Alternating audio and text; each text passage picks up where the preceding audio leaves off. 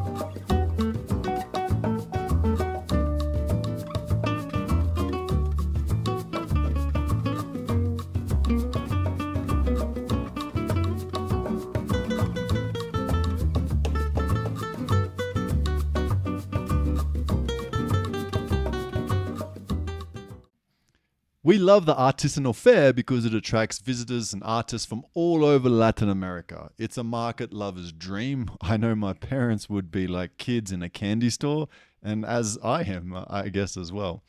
We generally do try and pick up a few things every year, and this year I actually picked out a very cute necklace for Michelle. This artisan makes jewelry from natural products such as seeds and wood. The necklace that I purchased Michelle was made out of wood from the ayahuasca tree, and the price was only $10. What a deal. But what originally caught my eye was the many different products made from the chicaro fruit. I recently came face to face with this fruit in San Cristobal Island, Galapagos. And truth be told, I stole one from a tree on the side of the road, thinking it was the biggest avocado I had ever seen. Now, I was pretty disappointed when Michelle's mum burst my bubble, but had I have known of its possibility to make jewelry from it, I probably still would have tried to eat it. That's just me.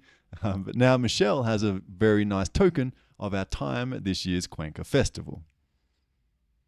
This particular fair takes place either side of the Tomebamba River that separates the historic area of Cuenca from El Vergel. But this year, El Nino has made its presence known, causing an unusual drop in water levels in the river. Now, whilst the Tomebamba usually roars with water, this time it's really more akin to a gentle trickle. And it's not just about the aesthetics of the river either. Given that a significant portion of Ecuador's electricity is hydro-generated, the low water levels are indicative of the current power issues faced by the country. Ecuador currently can't produce enough electricity due to the reduced water supply, which has led to the need to purchase electricity from neighboring Colombia. However, here's where it gets a little tricky. Colombia is facing its own electricity shortage, so they've temporarily stopped supplying Ecuador with this extra, and this challenging situation has led to scheduled rolling blackouts in Cuenca and around the country. Now, this has caused quite a few headaches for everybody, especially remote workers that rely on the internet for their jobs. But here's a silver lining, at least for the Cuenca festivals.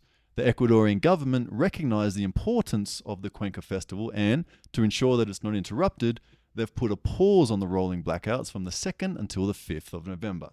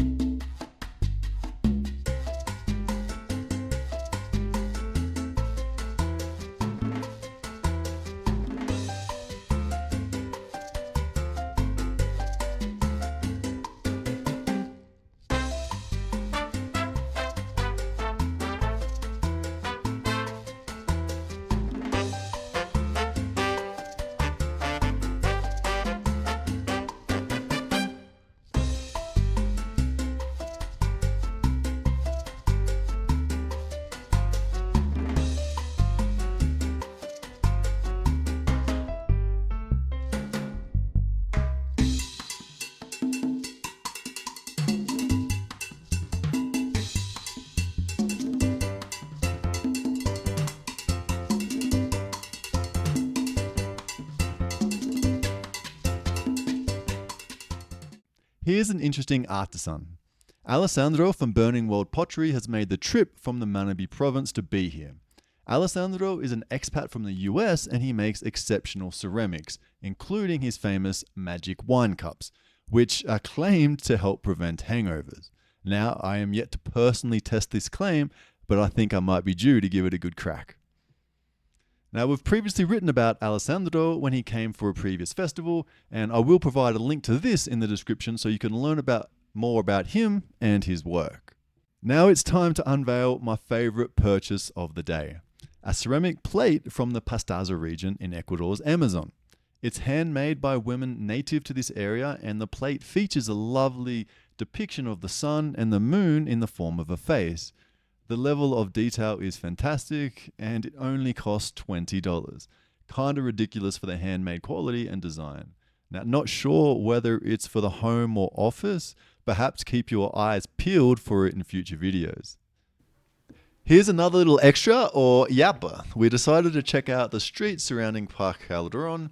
There was a great party atmosphere happening, and we managed to check out some vacas locas fireworks. And we finally caught the art exhibit by Alberto Soriano that I've been meaning to check out for a while.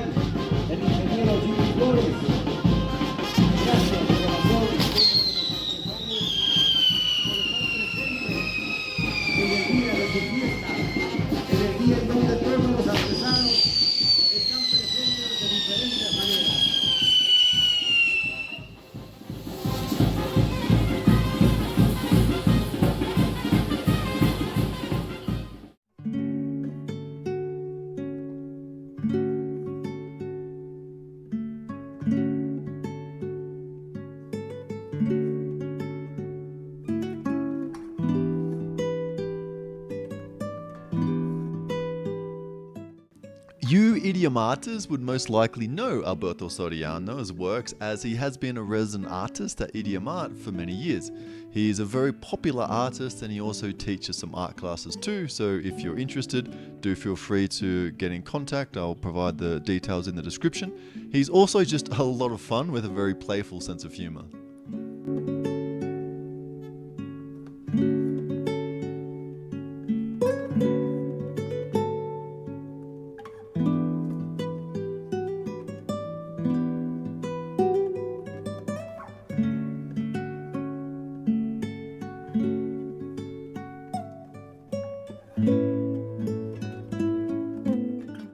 As the sun sets, it's time to get our rock on at a concert by Cruks and Karnak.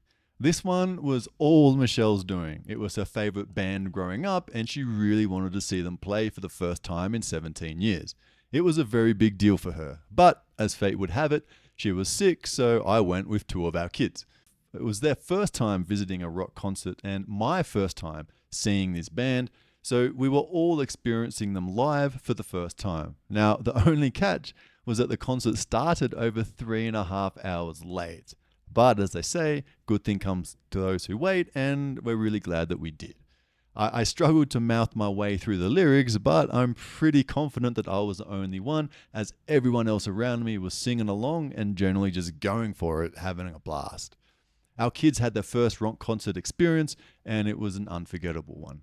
No sé por qué las cosas se olvidan, se olvidan, no para la vida. Solo y volaba tan alto, tan alto, tan alto cerca de.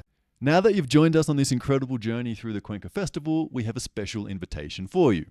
We encourage you to come and experience Cuenca's festive spirit for yourself. It's an adventure like no other, a celebration that leaves an everlasting mark on your heart. But here's a little tip. Due to the very high demand for this event, make sure you book your accommodations and plans well in advance. And if you're hungry for more exciting events, useful information, or simply want to stay updated on all things Cuenca, don't forget to subscribe to our channel if you haven't already. Thank you so much for watching this video. We cannot wait to share more fantastic moments with you in the future. Hasta pronto, amigos.